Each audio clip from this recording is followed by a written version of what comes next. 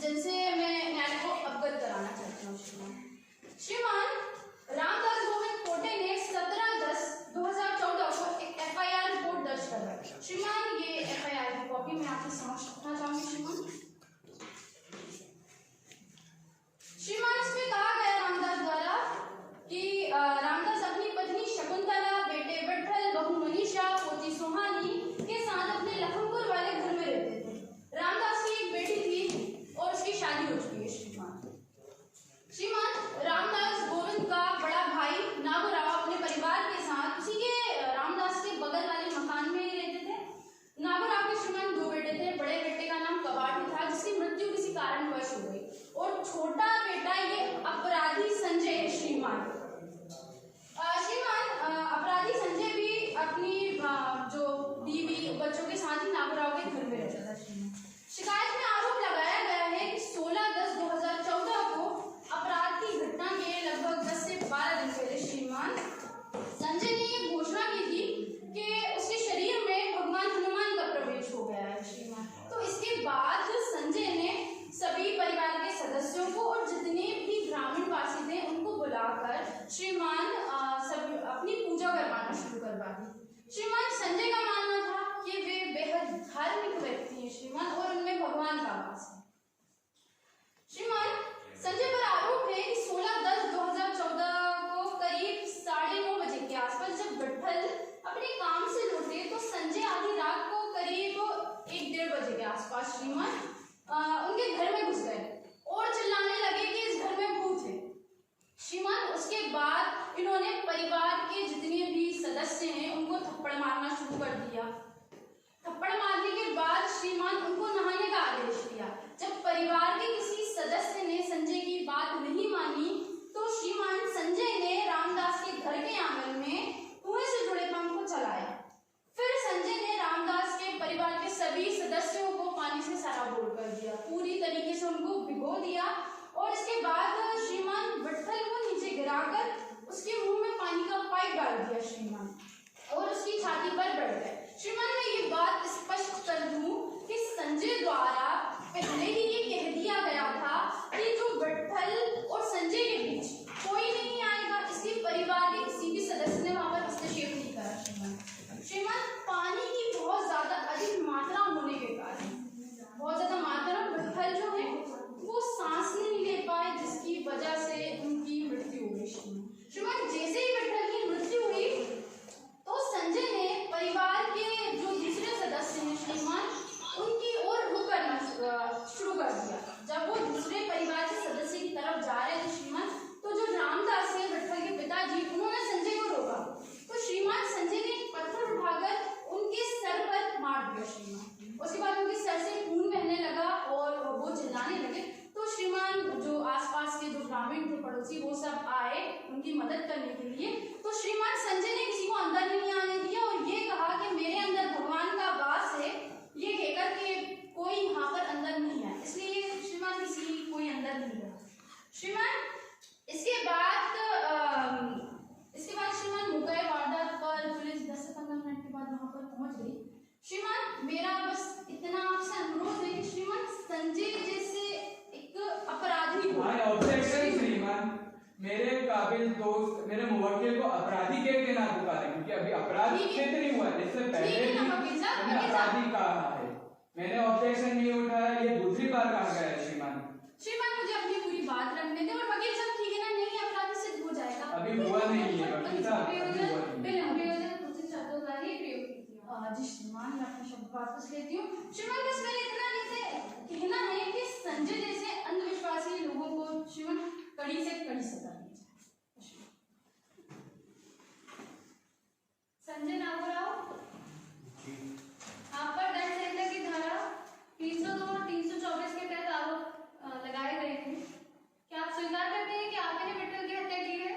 नहीं। आप मुकदमा चलाना चाहते हैं? हाँ। बचाव पक्ष क्या कहना चाहते हैं? जी श्रीमान मेरे कुछ फैक्ट्स हैं, मैं उन पे कहना चाहूँगा, तो आपसे इजाजत है? श्रीमान जैसे कि हमारे सरकारी वकील साहब ने बताया कि मेरे मुवक्किल ने अपराध अंधविश्वास वाले को बताना चाहूंगा कि हिंदुस्तान एक धार्मिक मान्यताओं वाला देश है, जहाँ अलग अलग धार्मिक मान्यताओं वाले लोग अपने देवी देवताओं को मानते हैं। तो इसका मतलब ये नहीं कि संजय ने ही विट्ठल की हत्या किसी धार्मिक कारण से की हो। मैं माननीय न्यायालय को बताना चाहूंगा कि मेरे मुवक्किल की घटना से 10-12 दिन पहले से ही मनस्थिति ठीक नहीं चल रही थी। श्रीमान जैसे कि रामदास जी जो कि विट्ठल के पिताजी हैं, उन्होंने अपनी FIR रिपोर्ट में यह दर्ज करवाया कि संजय और हमारे परिवार से कोई आपसी दुश्मनी नहीं थी। जैसा कि हम सब जानते हैं कि IPC की धारा 302 जो कि मेरे मुवक्किल पर लगी है, उस धारा का मेन आशय इंटेंशन होता है। तो इसमें ये सिर्फ कहीं पे भी नहीं हो रहा है कि मेरे ही मुवक्किल ने संजय जी की कोई इंटेंशनली हत्या की हो। मैं आखिरी में मैं बस इतना ही कहूंगा श्रीमान कि हम निर्दोष हैं, पे जो इल्जाम लगे हैं वो झूठे हैं। हम पे धारा 302 और 324 से बाइज्जत बरी किया जाए। क्या अभियोजन के पास ऐसे कोई साक्ष्य या साक्षी है जिनसे इसे होता हो कि संजय द्वारा ही विट्ठल की हत्या की थी? जी श्रीमान, मैं गवाही के लिए जो रामदास हैं विट्ठल के पिताजी, उनको विट्ठल में बुलाने की इजाजत चाहूंगी। श्रीमान आगे क्या है बुलाइए। रामदास गोविंद हाजिर हो।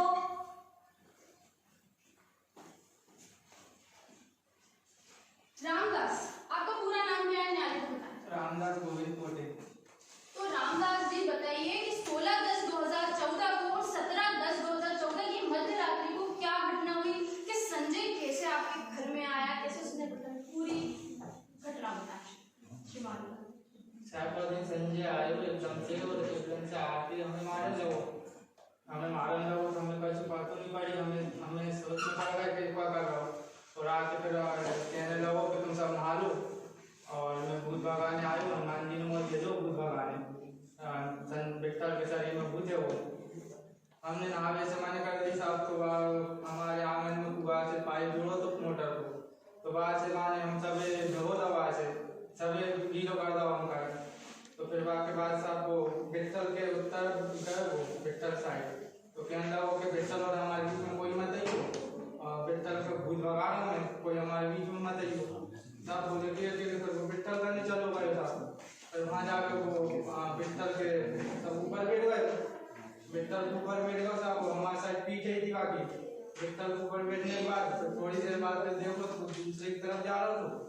जैसे ही दूसरी तरफ जा रहा तो हमने फिर भागने की कोशिश करी, तो वहाँ ने हमारे सर पे पत्थर मार दिया जहाँ से हमारा खून निकल गया। श्रीमान रामदास द्वारा समस्त घटना को आपके समक्ष रख दिया गया है। श्रीमान कुछ सबूत है मेरे पास जो मैं न्यायालय के सामने प्रस्तुत करना चाहूंगी। श्रीमान ये वो पत्थर है जिससे रामदास के सर पे मारा गया था। इस पे खून के निशान अभी भी लगे। और श्रीमान ये वो पाइप है श्रीमान जिसे विट्ठल के मुंह में डाल दिया गया था और पानी का पंप चालू कर दिया गया था। श्रीमान समस्त घटना आपके समक्ष रख दी गई है। मुझे नहीं लगता है आप कुछ पूछना चाहते हैं? जी श्रीमान, मेरे कोई सवाल है रामदास जी को तो उनसे पूछने की आग्रह करता हूं।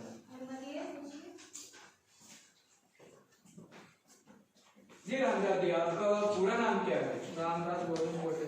और आपकी उम्र? 55 साल। आपने एजुकेशन कितनी प्राप्त की है? पढ़े लिखे नहीं साहब। ऑब्जेक्शन श्रीमान। श्रीमान की एजुकेशन से रिलेटेड सवाल पूछे जा रहे हैं, मुझे नहीं लगता इस केस से कोई ताल्लुक है श्रीमान। श्रीमान ताल्लुक है जब ही इनसे पूछे जा रहे हैं। सर नहीं है ताल्लुक। ये मेरे सवाल हैं, हाँ पूछिए।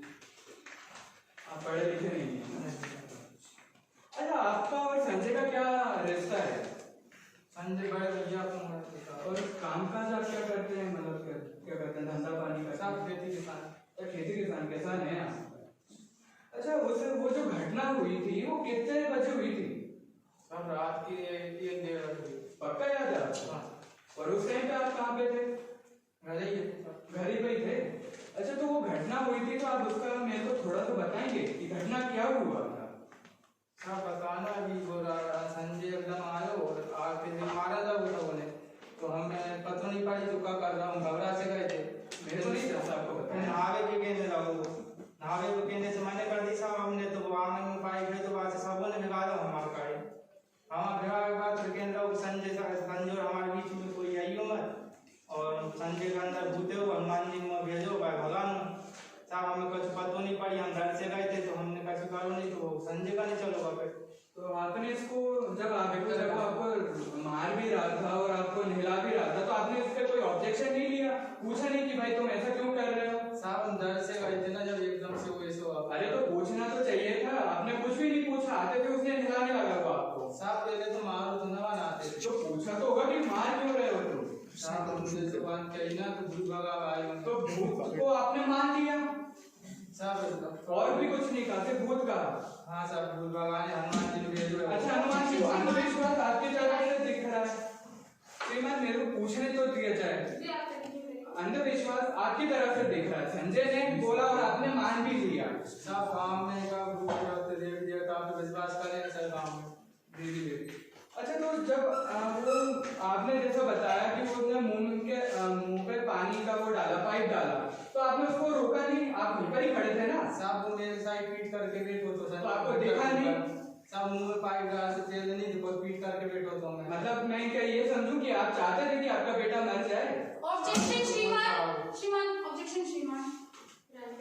श्रीमान एक पिता चाहेगा कि उसका बेटा मर जाए, वकील साहब किस तरीके के सवाल कर रहे हैं? श्रीमान ऐसा कैसा हो सकता है, वहीं पर ही घटना हो रही है, उनके बेटे के मुंह में संजय ने पानी का पाइप डाल दिया और वो रोक भी नहीं रहे, इसका मतलब तो यही होता है। सकते कि एक पिता अपने बेटे को मारना चाहता है। क्या होता है, यही होता है ना इसका मतलब कि वो चाहते थे, उनकी आंखों के सामने सब हुआ, अंधविश्वास इनने माना, उनने आके बोला कि भूत है, सब वही तो मान रहे हैं, उनके सामने हुआ, इनने कहीं पे भी नहीं रोका।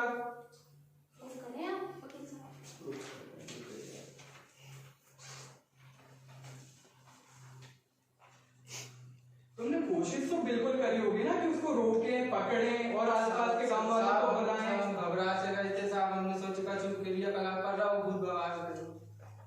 श्रीमान मेरे पास इनसे इतने ही सवाल आते हैं।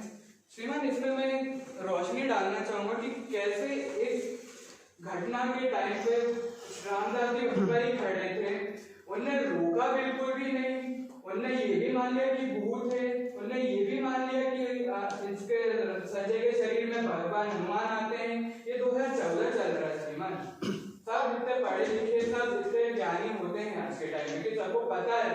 ऑब्जेक्शन श्रीमान, श्रीमान श्रीमान मेरे पास इतना ही मैं इस पे कहना चाहूंगा। श्रीमान मुझे कुछ कहने की आज्ञा है। श्रीमान वकील साहब द्वारा ये कहा गया, सबसे पहले शिक्षा का प्रश्न, वो शिक्षित नहीं है।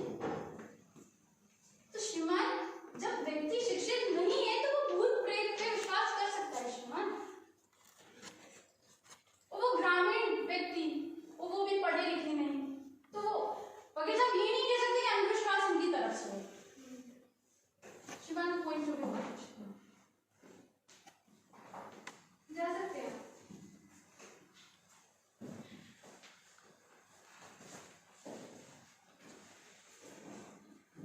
और कोई आपके पास साक्ष्य में?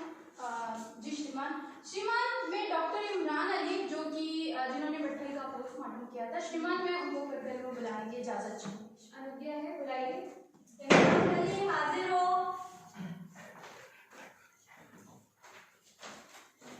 डॉक्टर इमरान अली, क्या आपने ही भट्टल का पोस्टमार्टम किया था? जी हाँ। ठीक है, तो आप ये बताइए कि पोस्टमार्टम रिपोर्ट में क्या आया है और ये बताइए कि भट्टल की जो मृत्यु हुई है वो किस वजह से हुई? जी जो मृतक था भट्टल, उसमें ये पाया गया है कि उसके शरीर के अंदर पानी की अधिक मात्रा के कारण, जिससे वह सांस नहीं ले पाया और इस कारण ही उसकी मृत्यु हो गई। अच्छा, ये कारण था कि पानी की बहुत ज्यादा मात्रा हुई जिसके कारण वे सांस नहीं ले पाए, उसकी मृत्यु हो गई। ठीक श्रीमान, ये पोस्टमार्टम रिपोर्ट श्रीमान मैं आपके समक्ष रखना चाहूंगी। श्रीमान इसमें स्पष्ट रूप से लिखा हुआ है पानी की बहुत ज्यादा अधिक मात्रा हो जाने के कारण श्रीमान भट्टल की मृत्यु।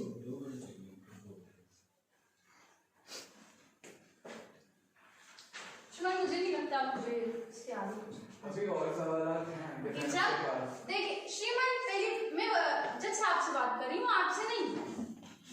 आप मुझे बोलने दें, मुझे राइट में बोलने का, मुझे बोलने दें प्लीज। बचाओ बच्चे, कोई और सवाल है? जी श्रीमान, मेरे पोस्टमार्टम डॉक्टर से कुछ सवाल आते थे, आज्ञा चाहता हूँ। जी डॉक्टर साहब, आपका पूरा नाम क्या है? मैं डॉक्टर इमरान अली। और कौन से अस्पताल में आप कार्यरत हैं, कितने सालों से? मैं अमेठी अस्पताल में पिछले 8 वर्ष से कार्यरत हूँ, वहाँ एक डॉक्टर। अरे डॉक्टर साहब, ये बताएं कि आपने पोस्टमार्टम में क्या पाया था?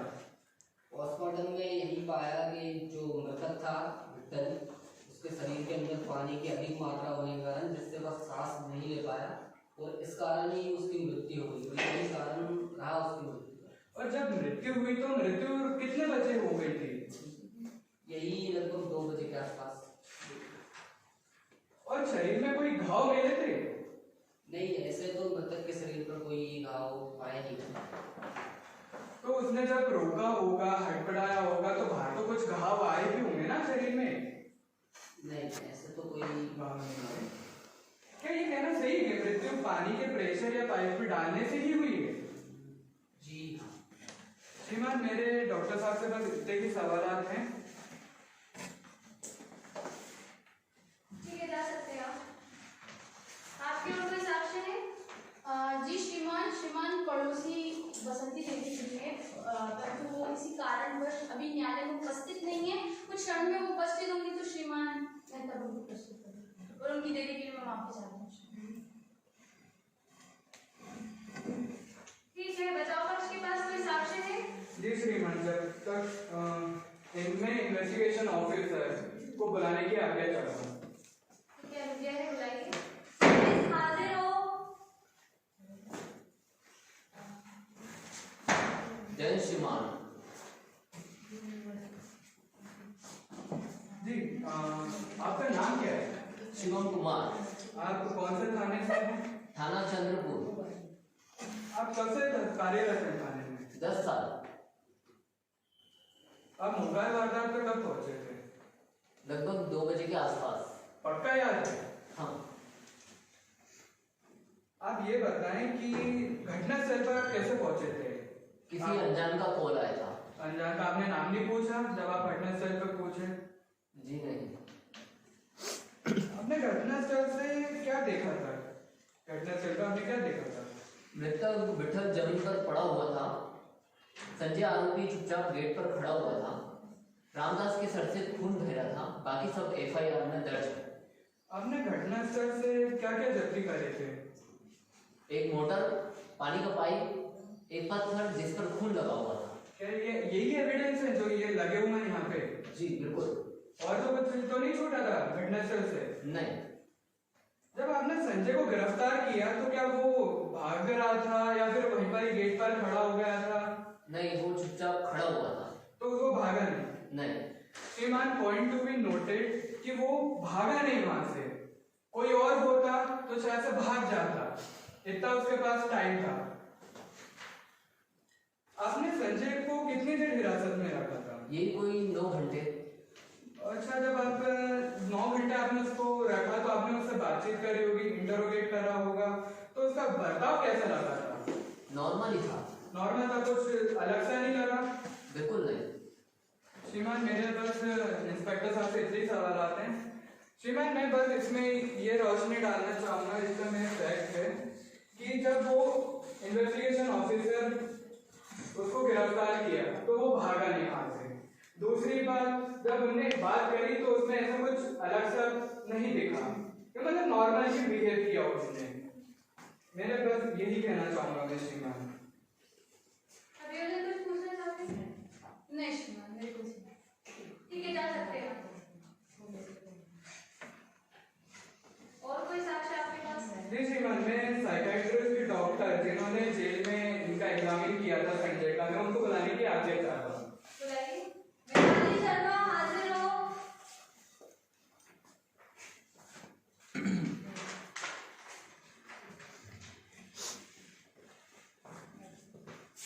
जी डॉक्टर साहब, आपका नाम क्या है और आप कौन नवसिक अस्पताल में कार्यरत और कितने सालों से? हमीदिया हॉस्पिटल में पिछले 6 साल से। आप तो संजय को पहले से भी जानती थी? नहीं वकील साहब, पहले से नहीं जानती। फिर आपने जेल में ही उनसे मिली? अच्छा, आपने जब जेल में मिली, जब आपने उनका एग्जामिन किया तो आपने उनमें क्या पाया था, क्या स्टडी करी थी उनमें? मतलब हमने संजय से जेल में बातचीत की तो हमें पता चला कि उसके भाई की मृत्यु हो गई है कुछ समय पहले, जिसकी वजह से उसको बहुत गहरा सदमा पहुंचा था, जिसकी वजह से उसकी थोड़ी सी दिमागी हालत ठीक नहीं थी। एग्जामिन? अच्छा, उसके भाई की पहले मृत्यु हो चुकी थी? जी, बातचीत में हमें ऐसा पता चला था। इसको कोई बीमारी हो सकती है जो उसने घटना करी हो, ऐसा कुछ उसने आपको लगा कि कोई दिमागी बीमारी के कारण उसने किया हो? बीमारी तो नहीं है, पर हाँ स्किज़ोफ्रेनिया नाम की एक बीमारी है जिसके लक्षण संजय में पाए गए हैं। अच्छा, उसके लक्षण क्या हो सकते हैं? यही कुछ जैसे श्रीमान कुछ समय तक इंसान जो करता है वो करने के बाद भूल जाता है कि उसने किया क्या था। अच्छा, मतलब आप ये कहना चाहती हैं कि जब उसने जो घटना करी है उस टाइम पे उसको याद नहीं होगा कि उसने क्या करा? हो सकता है, बट वो कार्य कर रहा था, बट उसको दिमाग से याद नहीं था। हो सकता है वकील साहब ऐसा हुआ हो, स्किज़ोफ्रेनिया का अटैक उस वक्त आया होगा ना। पॉइंट टू बी नोटेड श्रीमान, जैसा कि डॉक्टर साहब कह रही हैं कि इनको स्किज़ोफ्रेनिया नामक बीमारी हो सकती है और उसके सिम्टम्स से है कि वो आदमी को अटैक आता है जो उस टाइम पे वो भूल जाता है कि वो क्या कर रहा है। तो इसमें हम यही मानेंगे कि उसको बीमारी के झटके आए हों, उस वजह से उसने ये कृत्य किया हो। क्या ये कहना सही होगा कि घटना संजय ने ही कोई दिमागी बीमारी के चलते ही करी हो वो घटना? हो सकता है कि अटैक आया हो तो उसने ऐसा कर लिया हो, उसे याद ना रहा हो। श्रीमान, मेरे पास इतने सवाल हैं। श्रीमान, मैं इस पे एक बात पे गहराई डालना चाहूंगा कि आईपीसी और सेक्शन आईपीसी की जो धारा है 84 अनसाउंड माइंड है, उसमें ये भी कहा गया है कि जो आदमी जिस टाइम पे कृत्य कर रहा है उस टाइम पे उसका दिमाग चल रहा है या नहीं। जैसे कि डॉक्टर साहब ने बताया कि उस टाइम पे उसका दिमाग ही नहीं चल रहा है। मैं आपको उनकी रिपोर्ट प्रस्तुत करना चाहूंगा।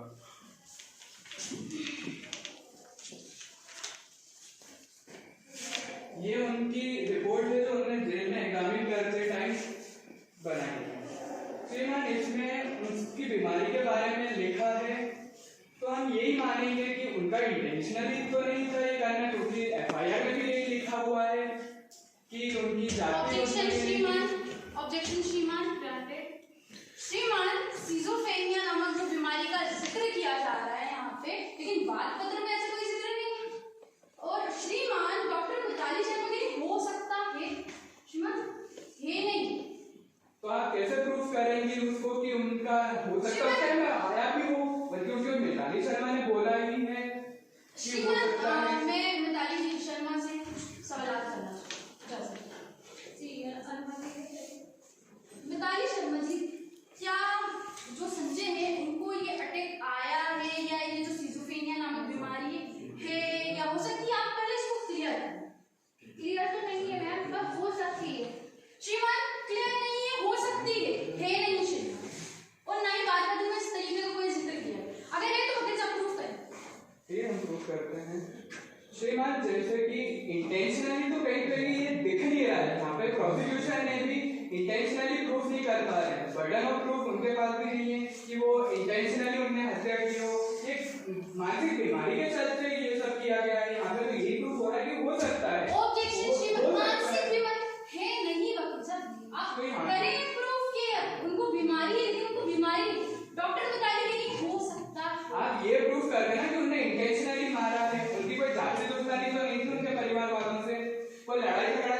श्रीमान, एफआईआर में भी एक चीज लिखी गई है, उनके बयान भी यही है रामदास जी के कि हमारी जाति दुश्मनी नहीं थी, क्योंकि डॉक्टर मिताली शर्मा ने भी बोला है कि संजय की भाई की 10-12 दिन मतलब कुछ महीने पहले मृत्यु हो गई, तो उस कारण से उसको बीमारी हुई हो, क्या वो उसका शौक झेल ना पाया, तो बीमारी के चलते उसने उसको अटैक आया। यहाँ पे तो प्रोसिक्यूशन यहाँ पे सब सबूत दीजिए ना, सबूत यानी सबूत। अरे तो सबूत आप भी तो पेश करें, आपने तो इंटेंशन प्रूफ नहीं किया ना अभी तक। ओके, अभी प्रोसीडिंग चल रही है, रुक जाओ सर थोड़ा। बचाव पक्ष के पास के कोई सबूत हैं जिससे करते होंगे उसे नहीं तो क्या क्या नहीं श्रीमान, ऐसे तो कोई सबूत तो नहीं है डिफेंस के पास।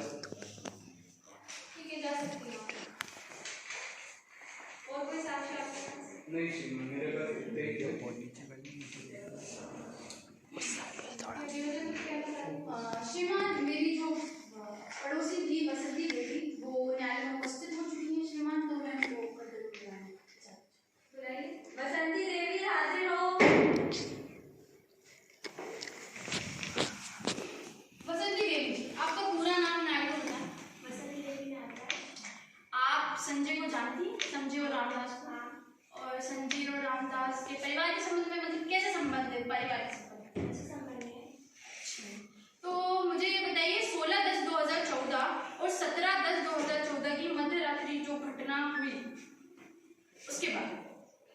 उनके घर से रात में चिल्लाने की आवाज़ आ रही थी, तो मैं दौड़कर वहाँ गई। तब मैंने देखा कि रामदास जी के सिर से खून बह रहा था और बेटा जमीन पर पड़ा हुआ था। तो मैंने अंदर जाने की कोशिश करी, लेकिन संजय ने मुझे अंदर नहीं जाने दिया।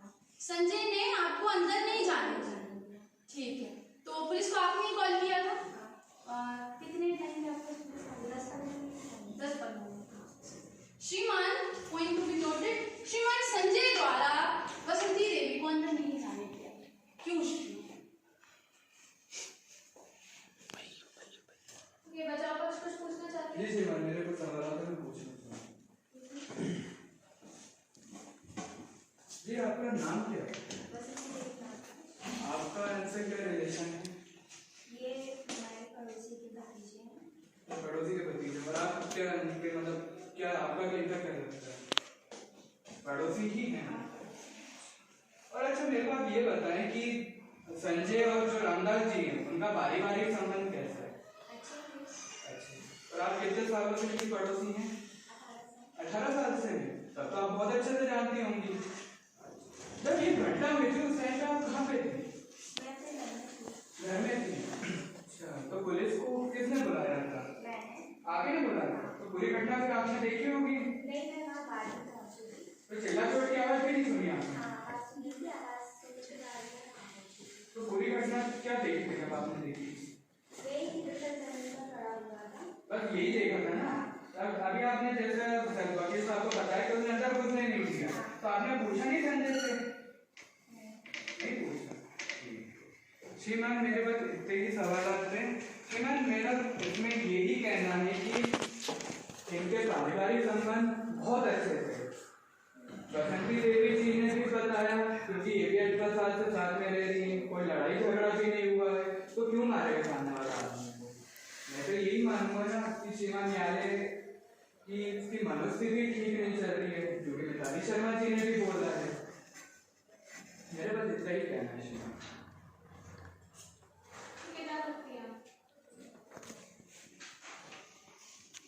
श्रीमान वकील साहब ने कह तो दिया मनोस्थिति ठीक नहीं है, लेकिन ऐसा कोई सबूत न्यायालय में पेश नहीं किया। श्रीमान मैं आरोपी संजय से कुछ सवाल करूंगी, जैसे करिए।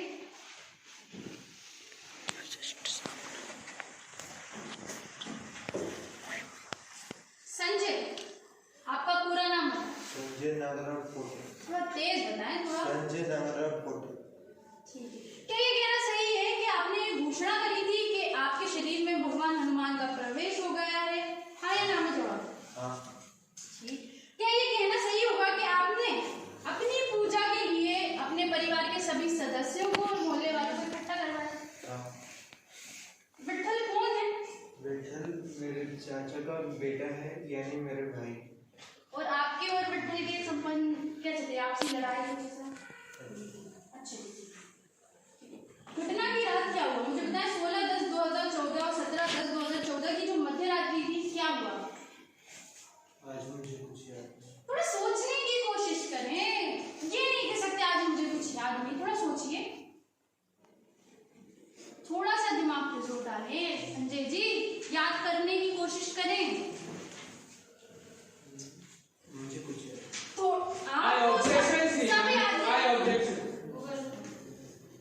आप थोड़ा सोचें। आपको याद है आपका पूरा नाम संजय नागराव पोटे? आपको याद है कि मैंने घोषणा करी थी कि मेरे शरीर में भगवान हनुमान है? आपको सब बातें याद है, तो वो 16/10 की जो रात की घटना है वो याद क्यों है? पुलिस ने आपको वहीं से अरेस्ट किया था, बताएं मुझे। थोड़ा सा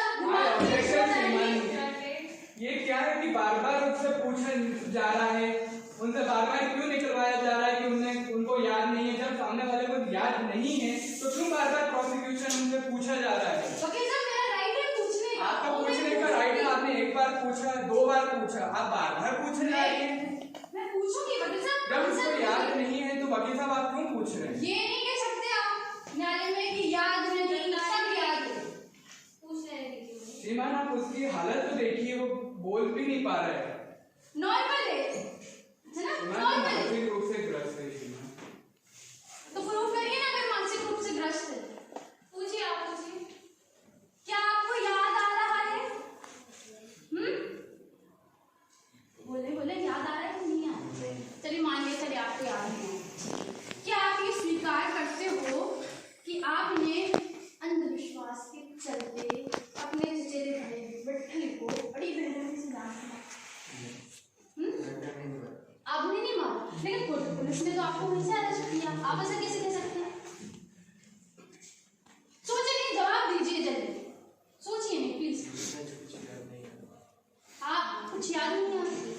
श्रीमान आई ऑब्जेक्शन। श्रीमान वकील साहब मेरा टाइम वकील साहब बोलने दीजिए, आपको भी दिया जाएगा मौका पूरा। श्रीमान संजय को सब याद, बस ये याद नहीं उस रात क्या। श्रीमान कुछ पॉइंट हैं जिनसे मैं आपको अवगत करना चाहूंगा। श्रीमान संजय ने विठल को नहीं मारा, संजय ये कह रहा है। तो संजय ने जो ग्रामीण वासी आए थे, बसंती देवी आई थी रामदास की मदद के लिए, तो संजय ने उन लोगों को अंदर क्यों नहीं जाने, क्यों नहीं जाने दिया? श्रीमान मेरा सवाल है। श्रीमान दूसरी बात ये कि पुलिस द्वारा भी बताया गया है कि संजय का व्यवहार थाने में नॉर्मल है। श्रीमान नॉर्मल व्यवहार। श्रीमान मेरी तीसरी बात ये है कि जो मेरे प्यारे अधिवक्ता जलतारे जी ये कह रहे हैं, बोल रहे हैं कि संजय को सिजोफ्रेनिया या अटैक आया। श्रीमान ये बात इन्होंने कहीं साबित भी नहीं की, बात पर में भी इसका कोई जिक्र नहीं, और हो सकता है श्रीमान हुआ नहीं।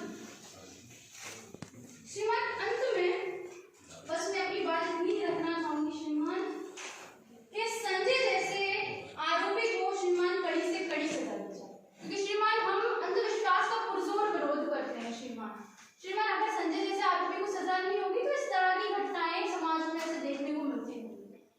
श्रीमान मैं उदाहरण के तौर पे बता दूं, श्रीमान ऐसे अंधविश्वास के लोग सबसे पहले क्या करते हैं, भगवान के नाम पे लोगों को फंसाते हैं श्रीमान, और उसके बाद श्रीमान से पैसा ऐंठते हैं। जब उन्हें पैसा नहीं मिलता है तो श्रीमान उनको मरवा देते हैं। ठीक काम है श्रीमान इन लोगों का। आई ऑब्जेक्शन श्रीमान, ये प्रोसिक्यूशन सरकारी वकील साहब क्या कहना चाह रहे हैं कि मेरे मुवक्किल ने क्या पैसे लेके मारा? कहीं पे भी तो प्रूफ हुआ नहीं कि पैसे वाली बात आ कहां से गई? जलतारे जी सुने, थोड़ा ध्यान से, मैंने उदाहरण के तौर पे बोला है जलतारे जी। श्रीमान क्षमा चाहूंगा मैं। श्रीमान संजय जैसे अंधविश्वास के लोगों को श्रीमान कड़ी से कड़ी सजा दी, क्योंकि श्रीमान एक पिता से उसका बेटा छीन गया है। श्रीमान एक माँ का जो बुढ़ापे का सहारा होता है ना श्रीमान, वो चला गया। उसके जो बच्चे हैं वो अनाथ हैं श्रीमान, उसकी बीवी बेवा हो गई श्रीमान।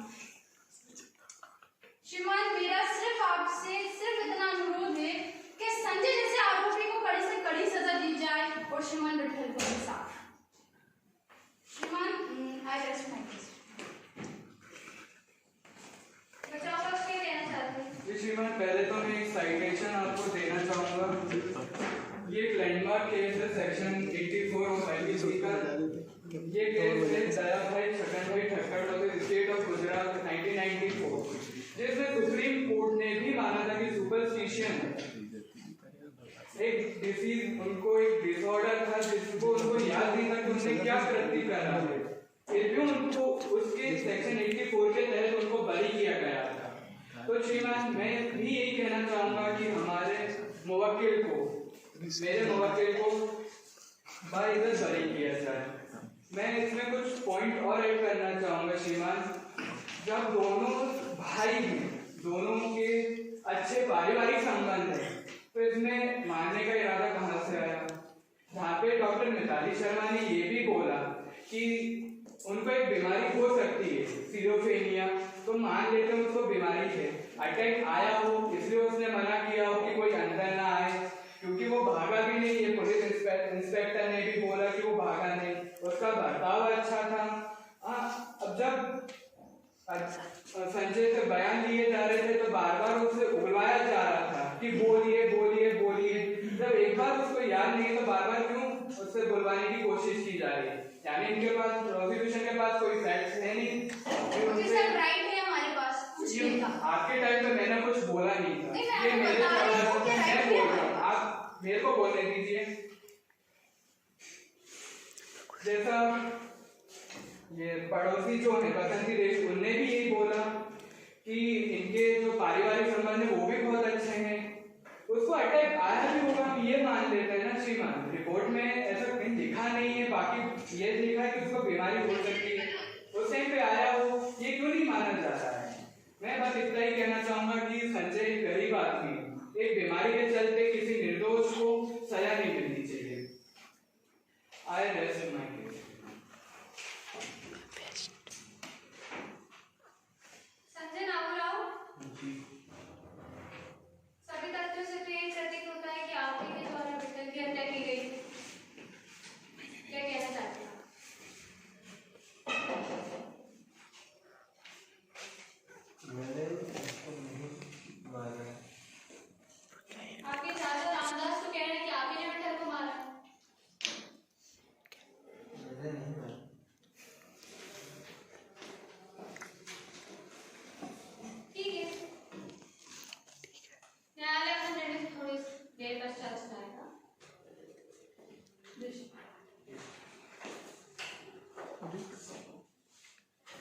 ठीक है।